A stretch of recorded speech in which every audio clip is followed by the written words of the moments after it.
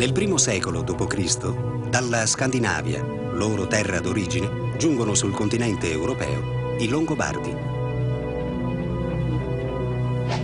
Mettono piede sulle terre alle foci dell'Elba, nel territorio attuale di Amburgo, e vi rimangono per ben 300 anni.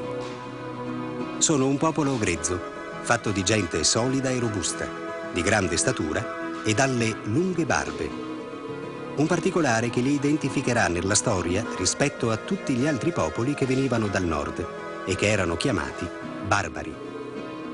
I Longobardi, o Longobarbi, come sono stati descritti da Paolo Diacono, della stessa stirpe lui stesso, il suo nome era Paolo Warner Frido, sono un popolo nomade e guerriero. Si muovono con mandrie, carri e cavalli, fanno rumore, sollevano polvere, incutono paura. Portano con sé leggende antiche e credenze di terre lontane, ma allo stesso tempo sono pronti a cogliere, nei paesi che attraversano, nuove usanze e nuove idee.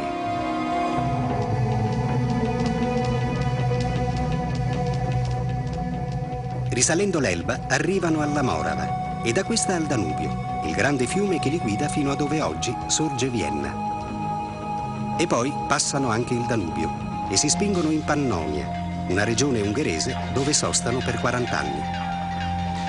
Ma altri popoli, come gli Avari, cercano un loro spazio in Europa ed i Longobardi, pressati da quest'ultimi, puntano ad ovest, sull'Italia appena uscita dalla terribile guerra tra Goti e Bizantini. Li guida Alboino. Dall'antica Emona, attraverso le Alpi orientali, penetrano nei territori dell'Isonzo e del Natisone. Attaccano e vincono la prima città che incontrano, Forum Iulii, l'antico municipio romano fondato da Giulio Cesare, che oggi conosciamo come Cividale del Friuli. Vogliamo tentare di immaginare questi Longobardi? Facciamolo con l'aiuto di un disegnatore che ricostruisce per noi soprattutto l'aspetto dei loro guerrieri.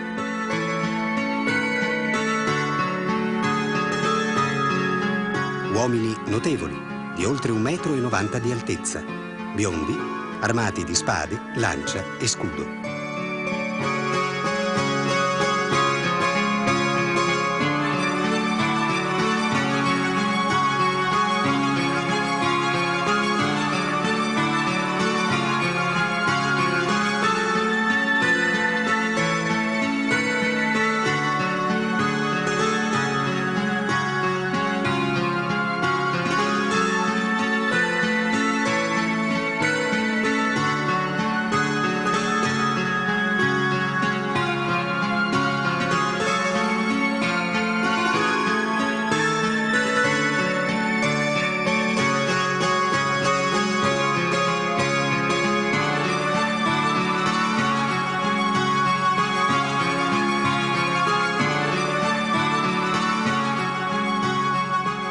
Sono dunque questi uomini, nella primavera del 568, oltre 1400 anni fa, ad entrare in Italia e a conquistare Cividale.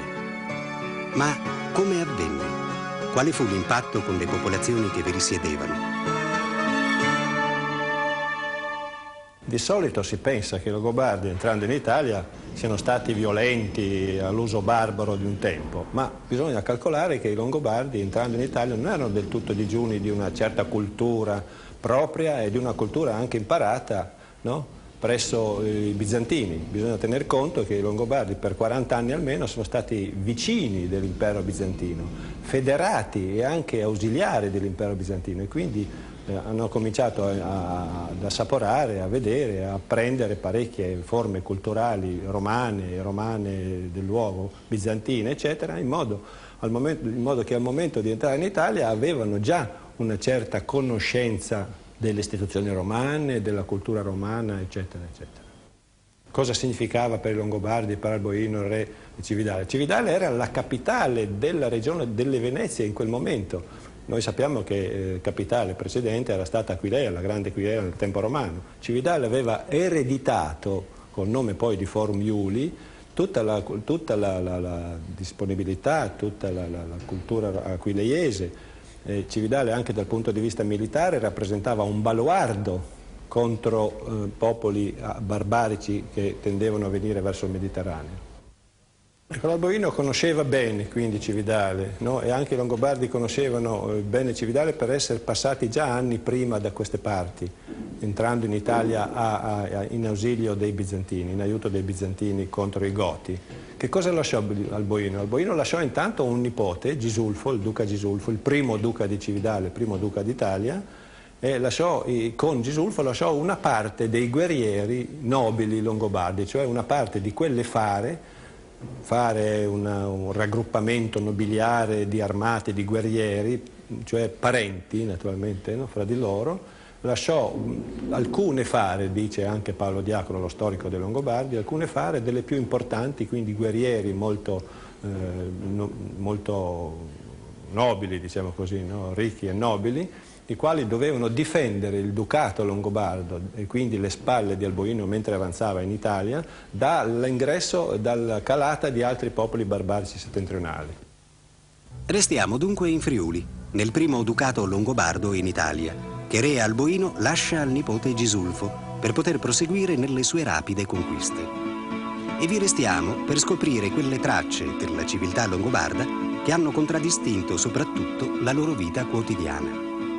I reperti di queste immagini sono stati trovati in varie località della nostra regione, in sepolcreti o necropoli, come quella di Romance di Sonzo, e sono molto interessanti perché ci danno una documentazione reale delle loro attività manuali.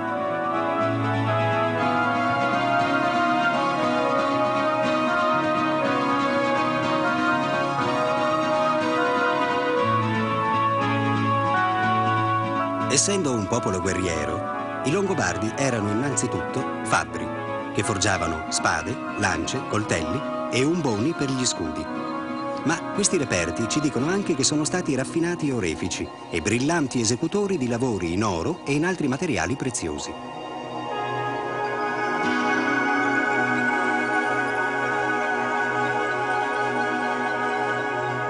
Nella loro tradizione orafa rientrano le fibule, ad esse o ad arco, che servivano per stringere le cinture.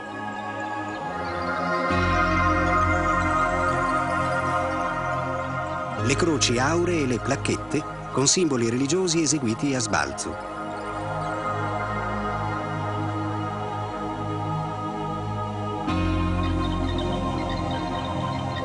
Anelli, collane ed altri elementi decorativi di abiti e vesti.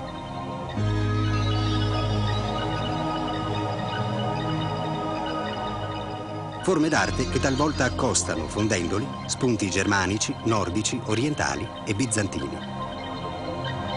Pagano per origini, il popolo longobardo accoglie ufficialmente il cristianesimo all'epoca della sua invasione in Italia, ma continua a mantenere in vita le antiche usanze e gli antichi riti, appena mitigati dalla conversione. Vogliamo però ricordare com'era organizzata la società longobarda al momento dell'arrivo in Italia? Al momento dell'arrivo dei Longobardi in Italia, il popolo era organizzato secondo le sue antiche tradizioni di popolo nomade e guerriero. All'interno dei clan, dei gruppi familiari, c'era una rigorosa gerarchia che aveva al suo capo il primo dei capi famiglia, il quale era non solo il responsabile dell'intero clan, dell'intera fara come loro dicevano, ma anche il capo militare. Attorno a lui c'erano tutti gli uomini liberi, arimanni, cioè insieme cittadini e soldati. Poi veniva la classe dei semiliberi, detti aldii, i quali avevano tutti i diritti personali degli uomini liberi, però non potevano partecipare alle assemblee delle lance, cosiddette il Geiretings, dove si prendevano le grandi decisioni sulla comunità. Infine c'erano i servi o schiavi che erano strettamente legati alle proprietà dei capi famiglia. È singolare la posizione poi della donna, la quale era sì subordinata al marito, ma non interamente soggetta a lui. Aveva una certa autonomia e una certa disponibilità anche economica, sia per il diritto di ricevere alcuni stipendi fissi che il marito era tenuto a darle, sia perché poteva disporre liberamente dei cosiddetti Morgengabe, cioè dei doni che il marito le faceva il giorno successivo alle nozze. Ovviamente nella città risiedeva il duca del territorio, risiedeva la corte ducale e i magistrati che collaboravano con lui nel governo della regione. Il territorio invece era punteggiato di piccoli insediamenti alle origini separate da quelli degli autoctoni, cioè della gente locale, in cui si distribuivano gli arrimanni con funzione duplice, sia di controllo militare del territorio, sia di rilancio delle attività agricole. Piccoli insediamenti, dunque, molto compatti, in cui le tradizioni del popolo si perpetuavano e si mantenevano con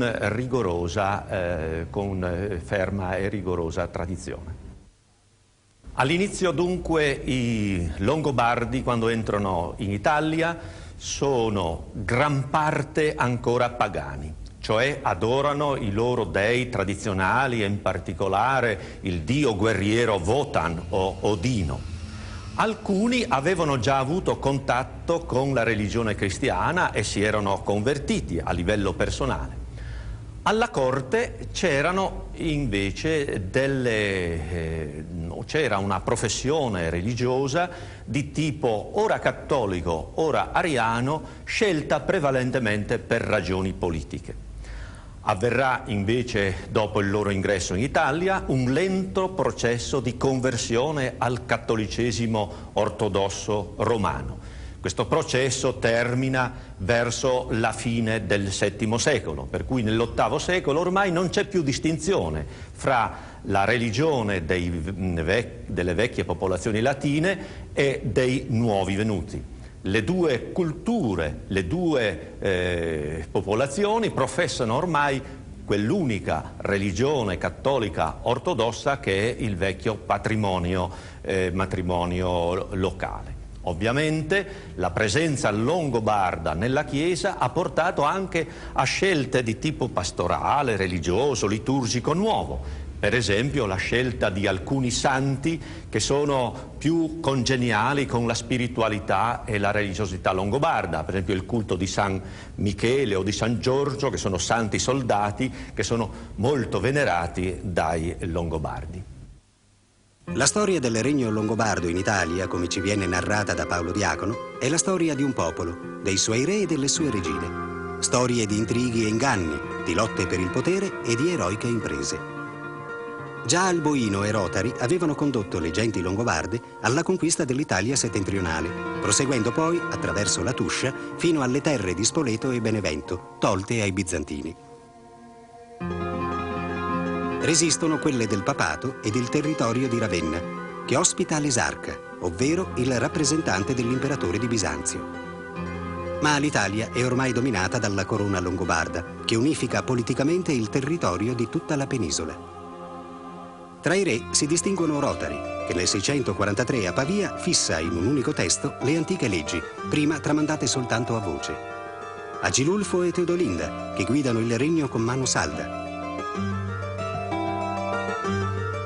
Ed infine Liutprando, un altro re altrettanto illuminato, che dà impulso alla costruzione di palazzi, chiese e monasteri in un clima di pace e religiosità. L'ultimo re, Desiderio, salito al trono nel 757, ha il torto di mettersi contro il Papa, che, sentendosi minacciato, chiama in aiuto i Franchi di Carlo Magno, e sarà la fine del regno longobardo, nel 774. Si è già detto di Liutprando, il cui regno è stato definito della Rinascenza. E proprio di quel periodo Cividale custodisce alcuni esempi di arte, scultura e architettura estremamente significativi. Innanzitutto l'altare di Ratchis, così chiamato dal nome del duca che lo fece costruire in memoria del padre Pemmone. È conservato nel Museo Cristiano di Cividale ed è una preziosa testimonianza artistica. Il lato frontale, che guardava ai fedeli, riproduce la Maestà del Signore, con il Cristo affiancato da 2 cherubini. Sulle lastre laterali sono invece scolpite la Visitazione e l'Adorazione dei Magi. Nello stesso museo, accanto all'altare, si incontra il battistero di Callisto, che è di tarda epoca longobarda. È una vasca battesimale a pianta ottagonale, nella quale i Longobardi scendevano battezzandosi per immersione.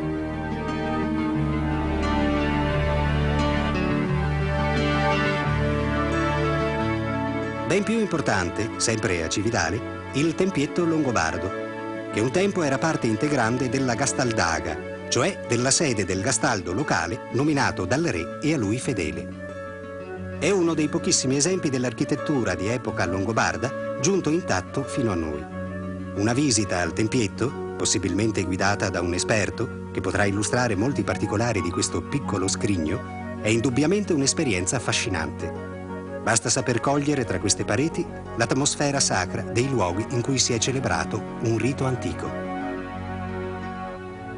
Pagine di storia longobarda, dunque, che Cividale offre a quanti, per studio o semplice curiosità, vogliono rileggere e che forse per troppo tempo sono state sottovalutate o, peggio ancora, dimenticate. Ma in definitiva, cosa ci hanno lasciato i Longobardi?